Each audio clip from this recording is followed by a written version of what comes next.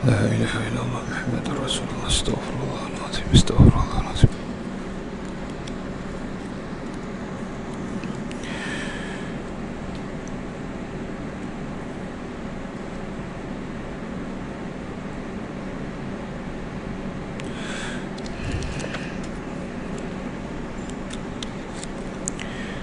أعوذ بالله من الشيطان الرجيم. بسم الله الرحمن الرحيم. الحمد لله رب العالمين، وبه نستعين على أمور الدنيا والدين. اللهم صل على سيدنا محمد الفاتح لما أغلق والخاتم لما سبق، ناصر الحق بالحق والهادي إلى صراطك المستقيم، وعلى آله وصحبه حق قدره ومقداره العظيم. سبحانك لا علم لنا إلا ما علمتنا إنك أنت العليم الحكيم.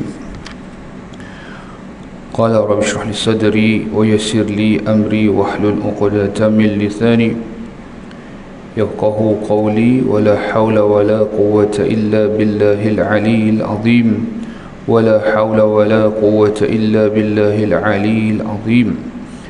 بمئة ألف ألف ألف لا حول ولا قوة إلا بالله العلي العظيم. نويت تعلم والتعليم والنفع والانتفاع والمذاكرة والتذكير والإفادة والاستفادة والحث على التمسك بكتاب الله وبسنة رسول الله صلى الله عليه وسلم، والدعاء للهدى والدلالة على الخير ابتغاء وجه الله ومرضاته وقرب وثوابه.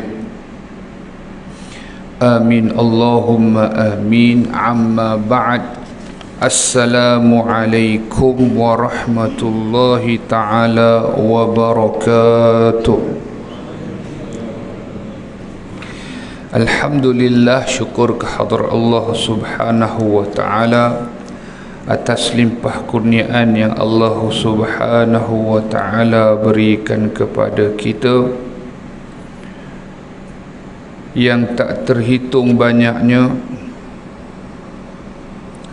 disebut di dalam Al-Quran, wa in ta'uddu ni'matallahi la tuhsuha.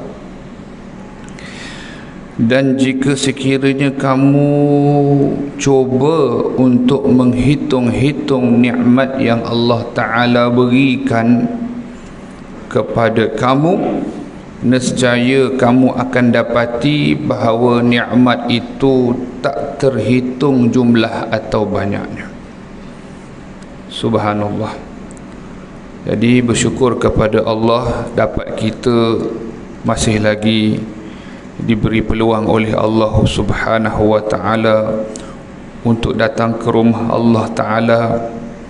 Mudah-mudahan ia sebagai salah satu tanda bahawa Allah subhanahu wa ta'ala menyintai kita dan Allah nak berikan kebaikan yang banyak pada diri kita.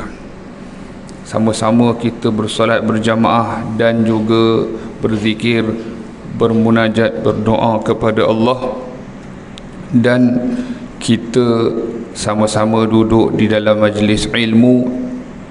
Mudah-mudahan kita tergolong dalam golongan yang mendapat kebaikan yang banyak, khair yang banyak, insya-Allah ta'ala. Sebahagian para ulama ketika mana ditanya tentang di manakah keutamaan antara dua, satu, hamba yang diberikan ujian lalu dia bersabar, kemudian satu lagi hamba Allah yang diberikan nikmat lalu dia bersyukur. Masya Allah, tabarakallah, ya. Mana yang lebih utama, Masya Allah, antara dua? Satu orang hamba yang diberi ujian dan bersabar, satu lagi hamba yang diberi nikmat lalu dia bersyukur. Lalu dijawab oleh para alim ulama, Masya Allah, tabarakallah. Apa dia? Jadi keutamaan kedua-duanya itu setara. Kenapa? Ada sebab. Jadi ulama tu bila dia jawab, ada sebab dia, ada perbahasan dia.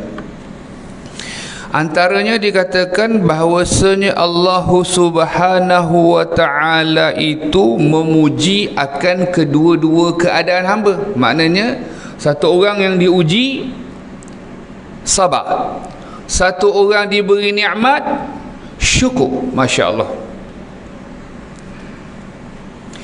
Lalu dikata sebab kerana Allah Ta'ala puji dua-dua, orang yang satu sabar, orang yang satu syukur. Jadi boleh rujuk di dalam Al-Quran, Allah Subhanahu wa ta'ala memuji akan Nabi Ayyub alaihissalam yang berbunyi, inna ni'mal abdu wa innal abdu innahu awwab. Jadi ulama sebut, okey, rujuk pada surah Sad ayat 44, iaitu Allah berfirman, ni'mal abdu innahu awwab. Apa makna? Dialah, yakni Nabi Ayyub alaihissalam, sebaik-baik hamba. Makna sebaik-baik ni antara sebaik-baik hamba, antara yang terbaik. Bahkan kerana kalau Nabi Rasul ini pasti antara yang terbaik di kalangan hamba-hamba Allah, ya. Dialah yakni Nabi Ayyub alaihissalam. Kita pun sedia maklum ujian yang baginda Nabi Ayyub terima. Sebaik-baik hamba, sesungguhnya dia amat taat kepada Tuhannya. Tu antara lain, walaupun diberi ujian sakit dan sebagainya, ya. Cuma kita kena faham satu perkara, ya, Nabi Ayyub ataupun nabi-nabi seumpama Nabi Yaqub yang diuji oleh Allah Subhanahu wa ta'ala, tidaklah sampai ujian tersebut sampai merendahkan martabat dia. Ni kita kena faham. Tak ada sampai kata daging luruh tinggi-tinggi, tidak. Nabi Yaqub sendiri tidaklah sampai buta matanya, tetapi penglihatannya itu terhalang lantaran kerana banyaknya menangis, tidak sampai buta. Kerana buta itu merupakan satu kecelaan. Satu kecelaan itu tidak ada pada seorang nabi dan juga rasul. Nanti kita bahas. Itu yang pertama, Allah memuji orang yang diuji, manakala Allah Subhanahu wa ta'ala juga memuji yang diberi nikmat. Yakni Allah Ta'ala menyebut tentang Nabi Allah Sulaiman alaihi salam. Subhanallah. Wa wahabna li Dawuda Sulaimana ni'mal abdu innahu awwab. Hampir serupa ayat, namun dituju kepada Nabi Allah Sulaiman alaihi salam. Allah berfirman di dalam surah Sad juga. Masya Allah. Ayat 30. Tadi ayat 44, ini ayat 30. Allah berfirman, kami kurnia, yakni Allah Ta'ala kurniakan kepada Daud, Nabi Daud alaihi salam, juga Sulaiman. Wa wahabna li Dawuda Sulaiman, juga Nabi Allah Sulaiman alaihi salam diberikan apa? Kerajaan, diberikan apa? Kekuasaan. Kan nikmat tu. Sebab tu antara nabi-nabi yang antara raja yang menguasai dunia, ada yang baik, ada yang jahat. Yang baik umpama Nabi Allah Sulaiman, Iskandar, Zulkarnain. Yang menguasai tapi jahat umpama Namrud. Begitu. Jadi kami, yakni Allah Ta'ala, mengurniakan kepada Daud dan Nabi Sulaiman alaihi salam, dia adalah sebaik-baik hamba, sesungguhnya dia, ya, innahu awwab, dia amat taat kepada Tuhannya. Itu satu. Subhanallah. Jadi tu antara lain bila difahami tentang satu orang yang ketika mana di dunia diberikan ujian, maka dia bersabar, juga diberikan ujian nikmat, dia bersyukur kepada Allah Subhanahu wa ta'ala. Sebab tu ulama menyebutkan tentang syukur ini, contoh ya, apabila diberikan nikmat itu, sama ada dari sudut hatinya mahupun perkataannya mahupun apa kita sebut sebagai tingkah lakunya ataupun perbuatannya. Apabila disebut tentang bersyukur dengan hati itu atas nikmat yang Allah beri, bahkan ia merupakan ujian sebenarnya daripada Allah Ta'ala, dia di dalam hati sanubarinya mengatakan, mengetahui, mengakui bahawasanya seluruh nikmat yang dikurniakan oleh Allah, seluruh nikmat tersebut hanya senya nikmat yang daripada Allah Subhanahu wa Ta'ala. Di situ. Jadi kita kena tahu perkara tersebut, perkara ini, supaya sebab kita orang beriman ni pasti dia berbeza daripada orang yang tak beriman. Saya ulang sekali lagi, peringatan khusus buat diri saya dan umum buat tuan-tuan dan puan-puan.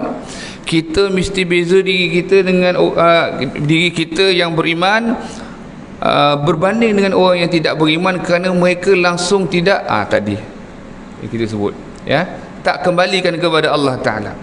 Apabila dia bersyukur dengan hatinya, mengetahui, mengakui bahawa apa jua nikmat ini hakikatnya daripada anugerah Allah Ta'ala.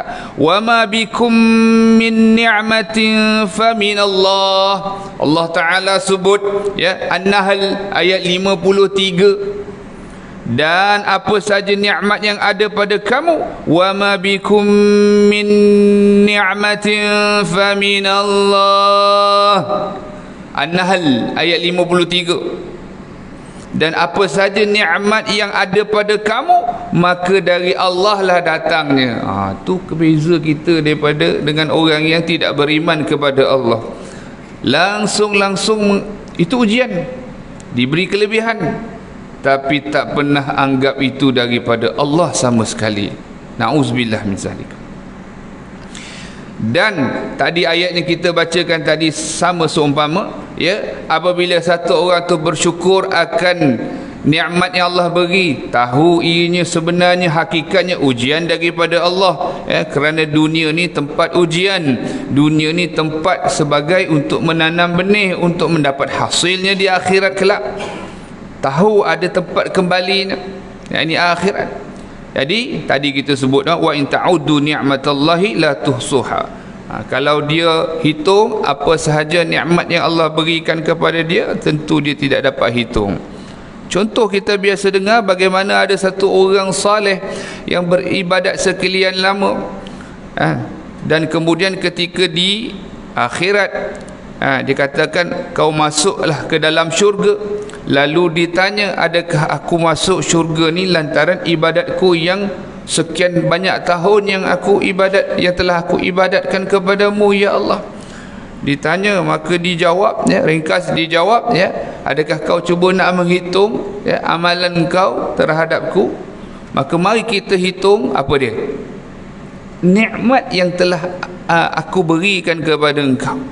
Maka apabila dihitung nikmat seumpama nikmat yang sekecil, nampak sekecil-kecil satu bulu mata. Satu lagi riwayat dikatakan urat yang memegang kepada bulu mata, ditimbang dengan segala amalan yang dibuat selama hidup dia yang Allah Ta'ala berikan, rupanya nikmat tersebut jauh lebih berat timbangannya berbanding dengan amal ibadat yang dilakukan, walau sekian lama sekalipun. Jadi di situ ya, hakikat kita, Allahumma salli ala sayyidina Muhammad, tak boleh kita nak hitung ya. Dan sekiranya ketaatan yang kita lakukan itu sebenarnya adalah anugerah yang Allah Ta'ala berikan. Yang kedua, jadi dia barulah dia tahu nak minta masuk syurga bukan lantaran amalan dia, tetapi kerana redha Allah, rahmat Allah, redha Allah. Cuma amal ni penting tak? Amal penting, kerana menentukan kedudukan seseorang tu tinggi mana, level mana. Dan amal itu ditentu sahkan dengan ilmu dan amal. Sebelum tu iman. Kalau dia tak beriman, lebur habis semua. Lebur ke? Lebur, pasti lebur. Pasti lebur. Jadi itu perbahasannya. Jadi itu antara yang lain. Manakala satu orang itu apabila dia bersyukur kepada Allah Ta'ala dengan perkataan yang dia dia lafazkan seumpama memperbanyakkan puji-pujian kepada Allah Ta'ala dan juga menceritakan nikmat yang Allah Ta'ala berikan kepada dia. Sebab itu apabila dia banyak mengucapkan Alhamdulillah, salah satu daripada kita sebut sebagai cara untuk dia bersyukur kepada Allah. Ini nikmat, ini juga ujian daripada Allah, kesenangan ini juga kesihatan. Kenapa kita kata sedemikian? Tengok, satu orang yang sangat miskin. Saya ingat kalau nak kata level sekarang ni, kalau ada pun payah juga miskin macam tu. Maksud payah juga tu makna tak seumpama. Tengok seperti Qarun. Qarun tu diuji kemiskinan yang tersangat-sangat miskin. Level miskin dia, baju dia ada satu helai, dia kongsi dengan rumah dia. Kalau nak beribadat tu dia satu saja. Begitu. Salah satu tak ada pakaian kalau nak beribadat. Begitu. Kita paling-paling kurang adalah 1, 2, 3 helai, rumah pun ada paling-paling tidak. Ini level begitu miskin. Minta ke Nabi Allah Musa AS berkali-kali agar dia ni jadi kaya. Jadi kaya. Nabi Allah Musa AS keberatan nak doa. Nabi-nabi, rasul-rasul ini kalau doa pasti mustajab, pasti makbul. Dia minta, dia desak, dia minta agar dia jadi kaya. Jadi Nabi Allah Musa AS doa kaya sungguh. Kaya sungguh ni tak ada umpama lah kaya. Kenapa kita kata tak ada umpama kaya ya? Yang mana anak kunci untuk memegang kepada khazanah dia saja dipikul oleh beberapa orang yang gagah perkasa. Tak tahu dia punya kekayaan tu nak gambarkan macam mana. Namun dia lupa. Ini kata ujian dia lupa yang dulu. Sebab tu Allahu Akbar, ya? Tak dikira beriman seseorang melainkan dia diuji. Bahkan Qarun ini bukan orang yang kaleng-kaleng ni asalnya. Dia satu orang yang di kalangan ilmuwan, di kalangan umat Nabi Musa AS. Sepupu pula pada Nabi Musa AS. Kita pernah bahas ada kisah sepupu Nabi Musa, ada kisah adik-beradik Nabi Musa AS, Nabi Harun AS. Kalau cerita tu pun, kalau kita faham antara Nabi Musa dengan Nabi Harun pun, kita boleh lihat ujian yang dialami oleh Bani Israel pada ketika itu. Fir'aun bunuh belaka, bayi-bayi, baby tak ada nak besar, bunuh belaka, mati belaka, sampai tak ada nak tinggal, tak ada lagi yang tinggal, hampir tak ada lagi nak tinggal untuk Bani Israel itu. Sebab itu ya, kalau kita tengok dalam syariat terdahulu, syariat Nabi Musa AS, satu orang lelaki boleh menikahi seramai mana wanita. Itu syariat Nabi Musa. Nabi Daud, Allahumma salli ala Sayyidina Muhammad, yang menerima Zabur, dalam Zabur tak ada syariat. Nabi Daud ikut syariat Nabi Musa AS. Itu kita pernah dengar kisah Nabi Musa dengan isteri-isterinya. Allahumma salli ala Sayyidina Muhammad. Kisah Nabi Harun dan juga Nabi Allah Musa AS. Nabi Harun tu kira abang. Macam mana kira abang tu? Rupa-rupanya ketika mana zaman Bani Israel, baby atau bayi yang banyak dibunuh pada zaman Fir'aun hingga hampir tinggal tak ada, maka disebutkan di dalam kitab-kitab sirah dan tafsir, ya, bahawasanya tak ada lagi apa, hampir tak ada orang lagi nak buat kerja untuk kaum Qibti. Kaum Qibti ni kaum Fir'aun. Tak ada lagi dah nak buat kerja buruh dan kerja kasar dan sebagainya. Akhirnya dulu, ya, mereka buat keputusan untuk bunuh semua bayi lelaki pada tiap-tiap tahun. Mana yang lahir tiap-tiap tahun dibunuh. Pada tahun tersebut buat satu resolusi bahawasanya okey, tahun ni stop killing, bunuh, stop. Tahun depan sambung balik.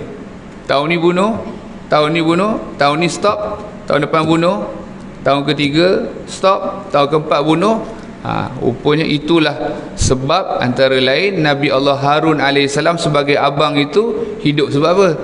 Lahirnya pada tahun yang tidak dibunuh bayi-bayi Bani lelaki, bayi-bayi Bani Israel. Nabi Allah Harun hidup pada waktu tu. Nabi Allah Musa pada tahun yang dibunuh baby-baby ataupun bayi-bayi Bani Israel. Tu subhanallah.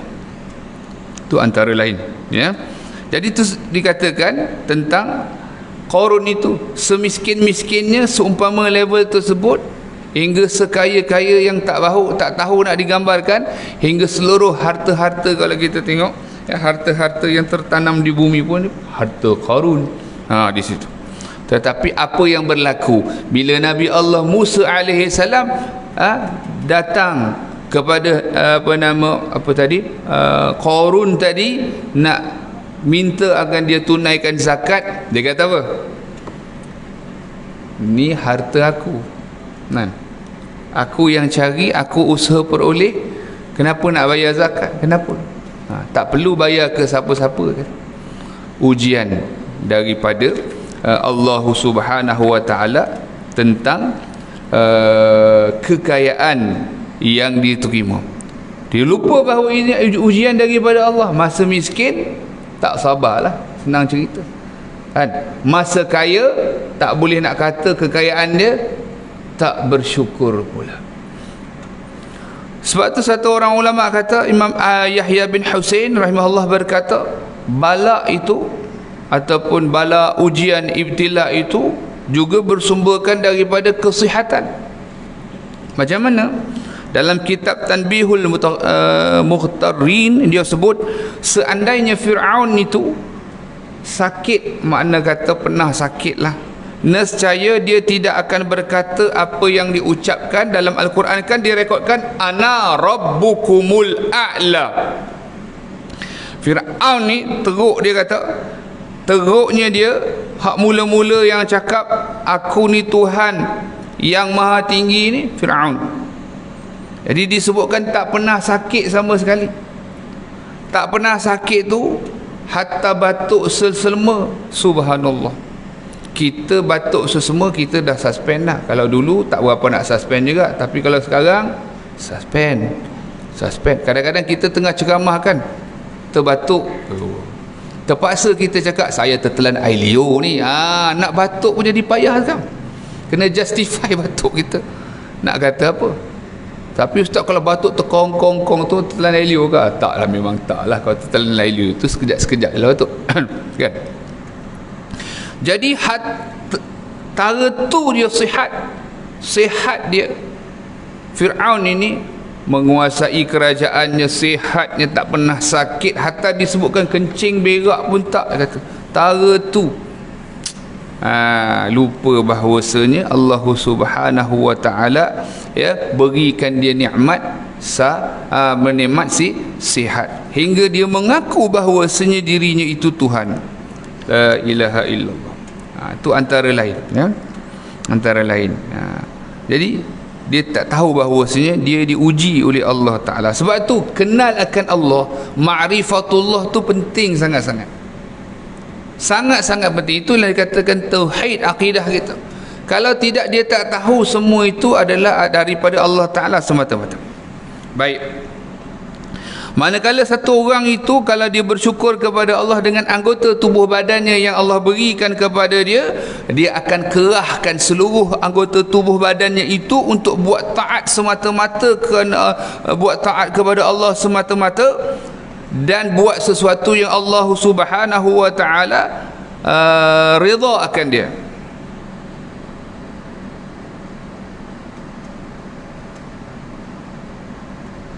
Jadi itu antara lain, ya.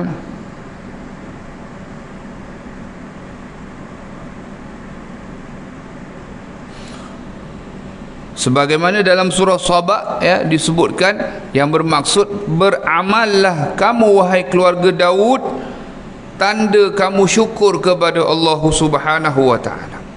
Itu antara lain yang mana, ya, seseorang itu sekiranya dia faham perkara tersebut, ima diuji oleh Allah, kesusahan, kesakitan dan sebagainya, dia bersabar, maka ia mendapat kebaikan yang banyak daripada Allah. Juga kalau dia diberikan nikmat daripada Allah, maka Allahumma salli ala Sayyidina Muhammad, maka dia bersyukur.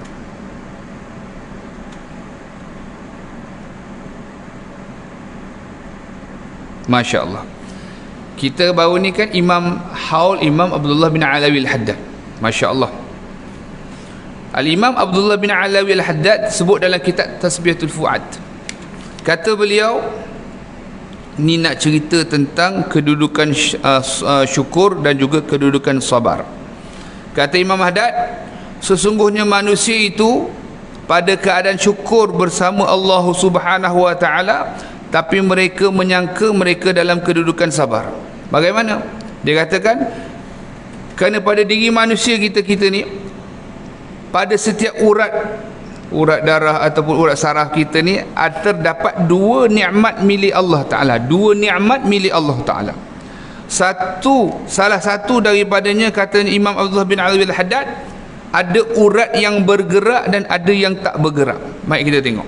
Seandainya urat yang seharusnya tak bergerak jadi bergerak, dan juga yang patutnya bergerak tapi tak bergerak, nescaya orang akan rasa sakit. Patut dia macam ni, dia patut bergerak tapi tak bergerak. Satu lagi, patut tak bergerak tapi bergerak. Apa yang berlaku pada tubuh badan seseorang itu? Seandainya urat yang seharusnya tidak bergerak jadi bergerak, atau yang bergerak jadi tak bergerak, nescaya orang itu akan merasa sakit dengannya. Mana lari. Tu.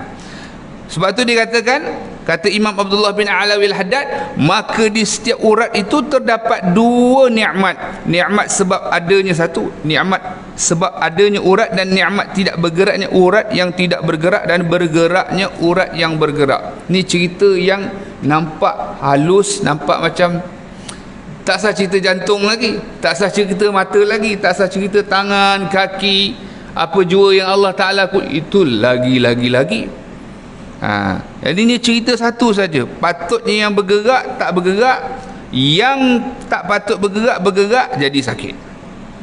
Kemudian disebut dengan, pada setiap helai rambut terdapat dua nikmat, kerana di bahagian bawah rambut itu berlubang dan bahagian ujungnya tak berlubang. Rambut kita ni, dekat rambut kita ni, yang dekat dengan rambut kita tu dia ada lubang. Tak pernah kaji kita, jarang juga orang kaji. Di hujung ni tak ada lubang. Pergi tengok rambut masing-masing lah. Imam Haddad beritahu dalam kitab beliau, dia kata, subhanallah, pada setiap helai rambut terdapat dua kenikmatan, kerana bahagian bawah rambut itu berlubang dan bahagian ujungnya tak berlubang. Jika hal itu jadi terbalik, maka orang itu pun akan merasa sakit. Masya Allah. Ni cerita benda seumpama urat, seumpama rambut, walau sehelai walau satu. Apatah lagi nikmat yang Allah berikan kepada kita yang terlalu banyak. Tu, Allahu Akbar.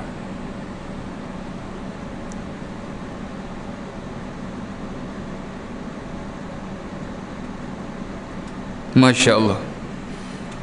Ni saya petik lagi dalam satu kitab At-Tuhfah Al-Mardiyah. Ada sebahagian daripada para arifin menceritakan. Kata mereka, kami melewati beberapa gunung. Lah ni sekarang ni banyak isulah gunung. Masya Allah. Setiap benda dia ada kira bicara dia, ikut hukum syarak. Setiap kira. Orang kalau nak datang masjid beribadah, surau beribadah, dengan orang yang datang masjid surau untuk buat maksiat, curi dan sebagainya, beza tak hukum ni?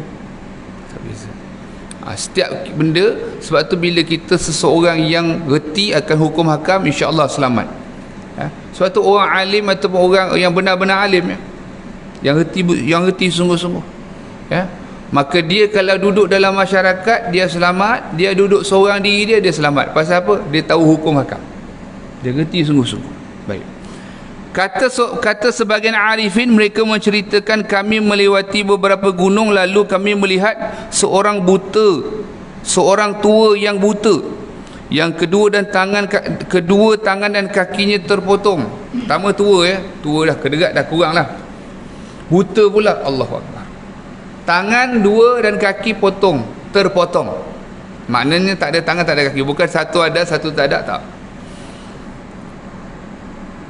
Dalam erti kata lain, dia tak boleh bergerak mana-mana. Jumpa pula tu. Makna kata dia ni lumpuh lah, paralyzed, bukan kata paralyzed kaki tak ada, tangan pun tak ada. Lalu ditambah lagi ulat-ulat bertebaran dari tubuhnya, lalat-lalat pula. Makna kata ulat bertebaran daripada tubuh dia, lalat pula mengerumuni dia. Mana nak kan? Kita walau sehelai pun dengan tangan kita swing-swing dan sebagainya, ini tidak. Lalu dalam keadaan tersebut, lelaki tua tadi yang buta, kedua tangan dan kakinya tiada, dia doa pada Allah, dia berkata, dalam keadaan itu dia berkata, segala puji bagi Allah yang memberikanku kesihatan dari sesuatu yang menimpa kebanyakan makhluknya. La ilaha illallah. Dan yang telah memberikanku keutamaan yang lebih dari kebanyakan makhluknya. Dalam keadaan tersebut, la ilaha illallah, belum tentu kita. Dia kata, segala puji bagi Allah yang telah memberikanku kesihatan dari sesuatu yang menimpa kebanyakan makhluknya, dan yang telah memberikanku keutamaan yang lebih daripada kebanyakan makhluknya. Allahu Akbar. Lalu orang arif ini, sambung kisah dia tentang penceritaan tentang lelaki tersebut. Lalu dia mendekati orang tua tersebut, lalu bertanya, wahai saudaraku, kesihatan apa? Wahai pakcik lah kita sebut, wahai tuan, kesihatan apa yang Allah Ta'ala berikan kepada engkau? Dia kata, demi Allah Ta'ala, aku tengok engkau ni tak lain dan tak bukan apa yang ada pada diri engkau sekarang ni semuanya musibah. Ya, tua, buta, kudung, ulat keluar daripada tubuh, lalat kerumun. Tapi dia kata, ya Allah, segala puji bagi Allah yang memberikan aku kesihatan dan dari sesuatu yang menimpa kebanyakan makhluknya, dan yang memberikan aku keutamaan yang lebih daripada kebanyakan makhluk. Lalu orang tua ni tadi, bila dia dengar soalan orang tu, maka dia angkat kepala, dia berkata, Allahu Akbar. Dia kata, jauhlah kau daripada aku. Dia kata, bukankah Allah Ta'ala masih menyisakan lidah aku ni untuk mengesakan Allah? Tu, yang setiap waktunya masih mampu untuk berzikir kepada Allah, dan masih menyisakan ataupun ada baki lagi pada aku ni, hati aku ni dapat mengenal akan Allah. Ya Allah, tak ada apa dah, tak ada apa. Tapi dia cakap, maknanya itulah dia kata, dia dapat, orang yang bertanya tu dapat satu pelajaran yang cukup. Apa dia? Tak boleh digambarkan. Bahkan dia kata, lihatlah tak nampakkah Allah masih lagi tinggalkan sisa? Maksudnya Allah Ta'ala masih tinggalkan lidah aku untuk zikir padanya, mengesakannya. Setiap waktu dapat aku ingat kepada dia dengan lisan aku. Sebab tu bila kita belajar dalam bab zikir ini terbahagi kepada 3. Satu, zikir lisan sahaja, lidah kita saja, dia bergerak, subhanallah, subhanallah, subhanallah, lisan semata-mata. Kata para alim ulama, hak ni lebih baiklah daripada cakap kosong tak ada manfaat langsung. Kosong, tak ada apa. Lebih baik daripada cakap lara, lebih baik daripada cakap benda yang tak ada manfaat. Zikir lisan sahaja walau tak hadir hati. Yang kedua, zikir hati sahaja, iaitu hatinya tidak pernah lekang dari mengingati Allah. Sebab tu dia kata tadi, dia kata, dan menyisakan, meninggalkan lagi, masih meninggalkan aku hati yang dapat mengenal Allah. Ma'rifah. Subhanallah. Sebab tu ma'rifatullah tu ada 2, umum dan khusus. Yang wajib kita ni adalah yang umum, sebagaimana firman Allah Ta'ala, fa'lam annahu la ilaha illallah, maka ketahuilah bahawasanya tiada Tuhan yang selayaknya disembah melainkan Allah. Masya Allah, tabarakallah.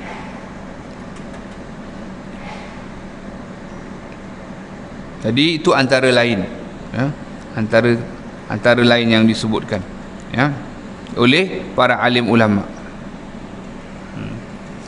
Subhanallah. Jadi apabila kita melihat, ya, tentang ujian yang Allah Ta'ala berikan di dunia ni, yang paling teruk siapa yang kena? Para anbiya wal mursalin. Jadi kalau nak nisbah kepada kita, jauh sekali. Para nabi, Nabi Adam diuji, turun ke di syurga diuji, ya, di bumi pun diuji. Ada anak seumpama, ya, kisah yang makruf kita tahu, Qabil dengan Habil. Masya Allah. Dalam tafsir disebut, ya, siapa abang, siapa abang, siapa adik. Kadang kita confuse kan, nama macam nak dekat sama. Qabil, Habil. Mana satu abang, mana satu adik? Biasa Qabil, Qabil abang, adik Habil. Di dalam kitab tafsir disebutkan Habil ni sebagai seorang adik yang lebih muda dan lebih gagah kuat sebenarnya. Lebih gagah dan lebih kuat. Bahkan memang lebih muda lah, obviously, kan? Apabila abangnya nak membunuh dia, bukan mencederakan, bahkan membunuhnya, nak mengambil nyawa adik dia, ulama tafsir sebut Habil itu boleh saja nak defend diri dia dengan dia lebih gagah, lebih kuat daripada Qabil, tetapi dia kata inni akhafullah, aku takut kepada Allah. Itulah berlaku pembunuhan yang pertama, ya, di dalam sejarah. Diuji, ya, Qabil, ya, dan Habil ini. Jadi akan ada dua golongan dalam manusia ni. Memang akan ada dua golongan, yang baik dengan yang jahat. Justru Allahumma salli ala Sayyidina Muhammad,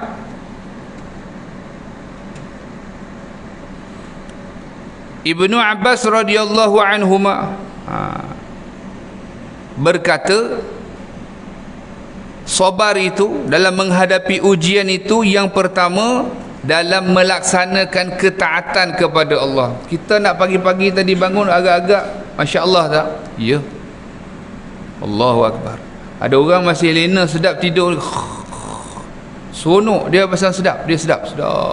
Nak kalau malam itu berjaga kan, lepas tu nak dekat subuh, lepas tu baru nak tidur, Allahu Akbar. Jadi rupa-rupanya nak melakukan ketaatan itu memerlukan kesabaran. Sebab tu Ibnu Abbas radhiyallahu anhuma kata, sabar ni ada 3 tingkat.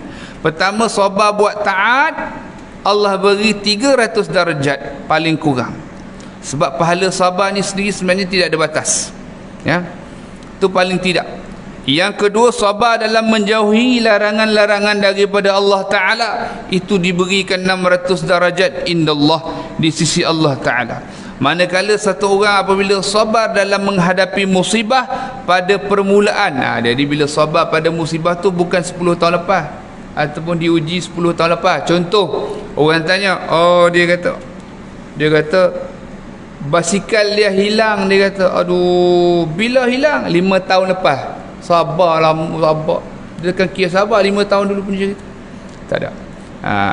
Jadi ulama sebut sabar dalam melakukan ketaatan paling kurang 300 darajat indallah, 600 darajat sekiranya dia sabar dalam menghadapi larangan daripada Allah Ta'ala, dan juga sabar daripada menghadapi musibah. Pada awal kenanya Allah bagi paling tidak 900 darajat, ya, sebagaimana yang disebutkan dalam kitab Hidayatul Talibin, ya. Allahumma salli ala Sayyidina Muhammad. Jadi ujian yang diberi, ya, nikmat yang diberikan kesyukuran oleh nikmat yang diberi oleh Allah Ta'ala, dia bersyukur kepada Allah Subhanahu wa Ta'ala. La ilaha illallah. Itu antara lain juga kalau kita tengok para salafun salih kita, Imam Asy-Syafi'i menyebutkan, aku ni memang banyak diuji oleh Allah Ta'ala. Antara beliau ni, ujian yang beliau terima ni, katanya dalam manaqib kehidupan beliau, antara dadaku hingga ke lututku ini ada 8 ke 9 penyakit yang mana kena pada aku ni boleh menyebabkan kematian. Betul. Kita biasa dengar Imam Asy-Syafi'i ni kehebatan dia, keilmuan dia. Betul atau tidak? Tak dinafikan lagi lah keilmuan, ketokohan, kehebatan Imam Syafi'i, tetapi ujian yang beliau terima tu la ilaha illallah. Ujian yang beliau terima, antaranya ujian yang beliau terima ni adalah beliau menghadapi penyakit bawasir. Bawasir ni keluar darah daripada bawah tu, daripada belakang tu. Kalau bila keluar darah tu dia merembes siang dan malam, sampai ketika mana kalau beliau mengajar itu terpaksa meletakkan dekat bawah tempat dia mengajar tu, dia letakkan besin ataupun benda kerana darah tu terlalu banyak. Allahu Akbar. Tu antara lain. Jadi kita tengok para nabi, para rasul, para salafun salih, mereka semua diuji oleh Allah Subhanahu wa taala kerana memahami bahawasanya dunia ini merupakan ujian, tempat ujian yang mana mereka bersabar dan mereka bersyukur, maka Allah Subhanahu wa taala akan memberikan ganjaran. Allahumma salli ala sayyidina Muhammad. Itu antara lain. Jadi bagaimana kita sebagai hamba Allah Subhanahu wa taala saki-baki daripada kehidupan kita ini untuk kita menjadi seorang tersebut, tu antara lain apabila kita duduk di dalam majlis ilmu, mendengar kisah-kisah, mendengar untayan-untayan daripada Al-Quran dan hadis Nabi SAW dan kisah daripada para salafun salih, maka ia menambahkan lagi keimanan kita kepada Allah Subhanahu wa taala, merenung balik kepada diri kita yang telah Allah berikan nikmat. Sebab itu nikmat yang tak ada tolok bandingnya, yang sepatutnya kita syukur adalah nikmat selain daripada umur yang Allah beri, iaitu nikmat iman, nikmat Islam dan nikmat Allah berikan kita sebagai umat Nabi Muhammad sallallahu alaihi wa ala alihi wa sahbihi wa baraka wasallam. Itu nikmat yang tak ada terhitung bandingnya. Justru moga-moga Allah Subhanahu wa taala menjadikan kita yang masih hidup di dunia ini, kerana perjalanan kita masih jauh. Kenapa kita kata masih jauh? Sebab setengah golongan yang tak beriman kepada Allah, dia menyangka kehidupan kat dunia ni habis, pani tak ada apalah. Ataupun dia akan kata kalau yang agama yang bukan yang bukan agama yang sebenar, kerana agama yang sebenar hanyalah Islam, inna dina indallahil Islam. Seperti mana agama yang bukan selain daripada Islam, yang menganggap akan ada kehidupan tu, dia akan berpusing-pusing balik, reinkarnasi. Jadi ni lepas tu nak jadi apa, nak jadi apa ni, jadi beruk, nak jadi apa. Tidak. Sebab perjalanan hidup kita ni begini, alam roh ini kita ada yang direkodkan di dalam Al-Quran supaya kita tidak lupa. Ketika mana Allah berfirman kepada kita semua roh, alastu bi rabbikum qalu bala syahidna, bukankah aku ini Tuhan kamu? Maka semua kita menjawab qalu bala syahidna, bahkan kami menyaksikan. Alam roh masuk ke alam dunia. Alam dunia kita diuji daripada baby sampai ke tua, kaladan tua. Betul, alhamdulillah lah kaladan tua. Dah kemudian meninggal dunia. Bila meninggal dunia, kemudian alam barzakh, ujian lagi sama ada dia terima nikmat kubur ataupun siksa kubur, kan itu ujian lagi. Kemudian alam mahsyar. Alam mahsyar itu saja penantian yang tak boleh nak dihitung. Satu hari di akhirat bersamaan dengan 50,000 tahun di dunia. Orang yang selamat sejahtera di mahsyar, yang mendapat perlindungan daripada Allah, yang selamat dan diberikan penghisapan yang tadi Tok Imam kita baca, agar kita hisap dengan hisap yang mudah. Minta Masya Allah, subhanallah. Lepas tu kalau kita faham apa yang kita baca, Allahu Akbar, boleh pecah hati kita ni. Faham keadaan tu bukan mudah. Sebab bila kita ingat bukan mudah tu, saya teringat kisah Imam Hasanul Basri, sebagai nak mengakhiri kuliah kita ni. Ada satu orang Yahudi tua, sakit, miskin, package semua package. Dia tengok Imam Hasanul Basri dengan pakaiannya, dengan kenderaannya, keterampilannya, kehebatannya. Maka dia kata, wahai imam kaum muslimin. Dia kata Imam Hasan al-Basri seorang pemimpin, seorang yang digelar sebagai Sayyidut Tabi'in. Dia kata, wahai Imam Hasan al-Basri, pemimpin kaum muslimin, katanya. Kena ingat Imam Hasan al-Basri itu antara kelebihan beliau ni, ya, Masya Allah tabarakallah, bila disebut Sayyidut Tabi'in ni ada 3. Imam Hasan al-Basri, Sayyidina Uwais al-Qarni, Imam Ali Zainal Abidin bin Husain bin Ali bin Abi Talib. Itu 3 lah. Masya Allah tabarakallah. Jadi ulama kata, hak mana satu yang Sayyidut Tabi'in ni? Sudut ilmu Imam Hasan al-Basri, sudut amal Sayyidina Uwais al-Qarni. Masya Allah. Dari sudut mengumpulkan kedua-duanya, cicit kepada Nabi SAW, Ali Zainal Abidin, gelarannya bin Husain bin Husain bin Ali bin Abi Talib, cicit Rasulullah SAW. Kembali Imam Hasan al-Basri, ya, kita akhiri kuliah kita insya-Allah. Bila ditanya, wahai imam kaum muslimin Hasan al-Basri, aku dengar nabimu bersabda.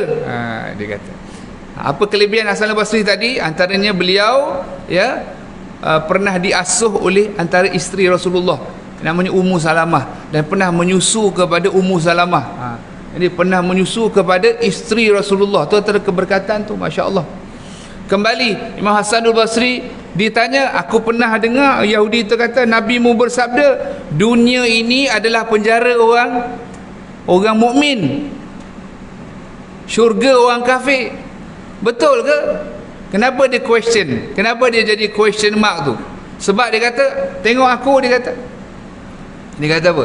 Tengok aku ni, dia kata, tua, miskin, tak ada apa, sakit pula, macam-macam yang menimpa aku. Sedangkan kau, aku tengok nikmat begini, dengan kenderaan kau, pakaian kau, ya, serba-serbi hebatlah. Maka senyum Imam Hasan al-Basri. Kata beliau, benarlah sabda Nabiku sallallahu alaihi wasallam. Terus kata benar terus. Kerana apa? Kata dia, apa yang kau lihat pada aku sekarang ni, kau tengok nikmat yang kau tengok sekarang ni, yang kau lihat depan mata di dunia ini, berbanding dengan apa yang bakal aku dapat nanti di akhirat, inilah umpama penjara. Sedangkan apa dia? Sedangkan yang kau rasa begitu berat, azab, sakitlah, begini begitu, miskin dan sebagainya, teruk kehidupan yang kau alami ini sekarang ini, berbanding dengan di akhirat kelak yang bakal ditimpa bagi orang kafir, ini umpama syurga lah, ya, syurga bagi engkau. Maknanya apa yang dia bakal kena esok bagi orang kafir lagi teruk-teruk lagi. Sebab tu penting kita beriman. Kita tahu sekarang ni apa yang kita hadapi. Allahu Akbar, ya. Jadi balasannya kelak, jika Allah Ta'ala redha kepada kita, beri rahmat kepada kita, selamat. Nabi SAW beri syafaat kepada kita, selamat. Sebab tu kena banyak selawat kepada Nabi. Lah ni orang jadi pelik lah macam-macam. Bila selawat ada saja. Kita punya prinsip macam ni. Prinsip kita mudah. Bila ada satu kesalahan ataupun kepincangan dan sebagainya, tuju kepada kesalahan atau kepincangan. Bahkan kita diajar dalam ilmu tasawuf, kita tak hina batang tubuh orang tu, kan? Kesalahan itu saja. Ni begini, yang cakap begini, ni salah, ini perbuatan begini, ini salah. Kita tak hina batang tubuh dia dan sebagainya. Jadi sekarang ni manusia dia tak faham mana satu betul, mana satu salah. Cara nak menegur mana betul salah pun dia tak kerti. Jadi itu kita kena faham. Jadi kita nak dapat syafaat Nabi, berselawat kepada Nabi SAW. Jadi begitu, ya. Tengok sudut pandang kita. Kalau nak tengok sesuatu, sisi kehidupan dunia dan juga akhirat, kena rujuk kepada para alim ulama. Tengok Yahudi tadi, ketika mana dia tanya, sedangkan dia nak question, kan, dia nak pertikai sebenarnya, dia nak pertikai. Tetapi disebabkan jawapan yang diberi oleh Imam Hasan al-Basri, apa yang berlaku? Dia mendapat satu kesedaran dan keinsafan, maka dia masuk Islam. Tu. Jadi kalau kita baca lagi banyak kisah-kisah yang menarik, contoh orang tak percaya Tuhan lah, senang cerita, ya. Last lah insya-Allah. Janji ni betul-betul last insya-Allah. Kan? Imam Asy-Syafi'i pernah ditemui oleh 17 orang. 17 orang yang tak percaya Allah sama sekali. Dia kata, tolong bagi aku dalil bukti Tuhannya itu wujud, kata dia. Imam Syafi'i tak bagi qala Allah Ta'ala qala Rasulullah. Pasal apa? Depa takkan pegang dia. Orang ni dia takkan pegang. Tetapi Imam Asy-Syafi'i dia kata dia ambil sehelai daun, dia kata ada sehelai daun ini sehelai daun, warnanya sama, baunya sama, cirinya sama, dari pokok yang sama. Baik, daun ini sekiranya dimakan oleh ulat sutera jadi apa? Jadi sutera. Betul? Daun yang sama sekiranya dimakan oleh lebah masalahnya, menjadi lebah. Menjadi madu. Daun yang sama dimakan oleh Allahumma salli ala sayyidina Muhammad, seekor kambing masalahnya, kambing ke menjadi apa? Menjadi najis. Daun yang sama dimakan oleh kijang jadi apa? Jadi kasturi, jadi wangian. Antaranya kijang ni ada apa? Ada wangian dia pada pundi dia tu. Maka apa dia? Kata Imam Syafi'i ni bagi macam tu je, tak ada panjang cerita. Daun yang sama, warna yang sama, tabiatnya sama, dari pokok yang sama, segalanya sama, dimakan oleh 4 haiwan yang berbeza. Hasilnya berbeza tak? Hasil yang jadi berbeza tak? Berbeza. Hasil yang berbeza, siapa yang buat? Maka pasti jawapan tu sudah dia ada. Takkan jadi dengan sendirinya, pasti ada yang menciptakan. Justru tu makrifah, ya. Jadi khulasah daripada kuliah kita, ringkasannya, segala yang kita ada kat dunia ni merupakan ujian. Dengan berkat makrifah kepada Allah, tahu hukum hakam Allah, dan juga kita beradab dengan Allah Ta'ala, ya. Jadi ada elemen tauhid, fiqh dan juga tasawuf ini penting sebagai fardu ain. Maka kita boleh insya-Allah selamat dalam perjalanan kita untuk menuju akhirat. Hingga kan kita faham dunia ni seumpama kita berhenti pada satu pulau sebagai perhentian saja. Berhenti sat. Bagi siapa yang tak nak, contoh ni kita dah naik kapal bahtera, dah bunyi siren ke apa, jom naik kapal, jom kita ada perjalanan lagi nak pergi tujuan kita. Tapi sebab dia terkesima dengan pulau yang dia berhenti, dia tak nak balik, makna dunia maksud dia, maka dia tak nak balik menuju Allah Ta'ala umpama. Jadi dia tinggal. Tu dia kata akhirnya dia sendiri yang meninggal dunia. Bahasa kita kalau mati meninggal dunia. Masya Allah. Kalau lebih halus lagi, menghembuskan nafas yang terakhir. Kenapa lebih halus? Saya sebutkan berbanding dengan kalau bahasa Inggeris sebut till our last breath, hingga nafas terakhir. Orang Melayu sebut lebih halus, hembusan nafas yang terakhir. Pasal apa? Bila kita mati, yang kita tarik nafas ke hembus nafas? Bukan tarik, tu hak last. Hembusan nafas itu yang last. Lepas tu nak tarik balik, tak ada lagi dah, itu yang terakhir. Moga kita selamat hembusan nafas kita yang terakhir dalam kita mengucap la ilaha illallah Muhammadur Rasulullah sallallahu alaihi wasallam. Mohon maaf salah silap, panjang umur bertemu lagi, sekiranya ada kekurangan dan sebagainya bagi pihak saya mohon maaf. Moga ini menjadi pengajaran khusus buat diri saya sendiri dan untuk kita pada hari ini, hari cuti, kita sanggup luangkan masa. Moga Allah Ta'ala berikan kita kerehatan yang abadi di kubur hinggalah di akhirat kelak bersama dengan baginda Nabi SAW, dan juga Allah Subhanahu Wa Ta'ala dapat kita nikmat yang teragung melihat Allah Ta'ala di akhirat kelak. Amin ya Rabbal Alamin. Saya mohon maaf sekali lagi. Wabillahi taufiq wal hidayah. Wassalamualaikum warahmatullahi ta'ala wabarakatuh. A'udzubillahi minasyaitonir rajim. Bismillahirrahmanirrahim. Alhamdulillahi rabbil alamin wassalatu wassalamu ala asyrafil anbiya'i wal mursalin sayyidina maulana Muhammadin wa ala alihi wa sahbihi ajma'in. Rabbana taqabbal minna innaka antas samiul alim wa tub alaina ya maulana innaka antat tawwabur rahim. Rabbana atina fid dunya hasanah wa fil akhirati hasanah wa qina adzaban nar. Wa sallallahu ala sayyidina Muhammad wa ala alihi wasallam.